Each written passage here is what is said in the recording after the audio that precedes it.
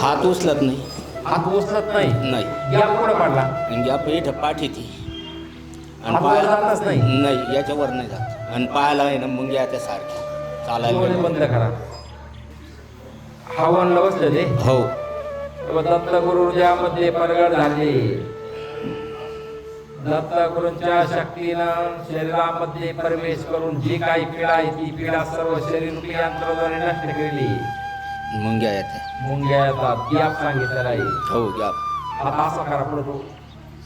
दत्तगुरूंच्या कृपेने हातामध्ये जी काही पीडा आहे ती नष्ट झाली. असं इकडे इकडे इकडे माझे का बघा, मला हात असं कसा आहे करा बरं. करा, प्रयत्न करीत चला. करा थोडा थोडा, करा थोडा थोडा. याला चालला बघा, चालला बघा.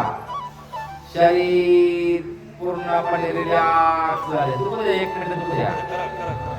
आता खालीवर करा परत. पहिल्यापेक्षा काय वाटतं? पहिल्यापेक्षा म्हणजे थोडा वर गेला. वर गेला थोडा नाही, पण पूर्ण काही नाही, इथं पूर्ण रग लागली आता.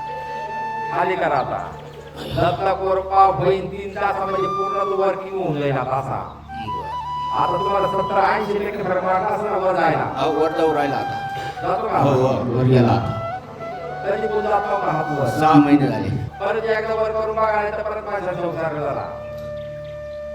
इथलं घेतो. दत्ता कोरपा होऊन जाईल. जी काही पीडा आहे ती पूर्णपणे नष्ट होईल आता. दत्ता गुरु द्यात बसलेले. दत्ता गुरूंच्या शक्तीनं शरीरामधील सर्व पीडा नष्ट केली. दत्तधाम सरकार की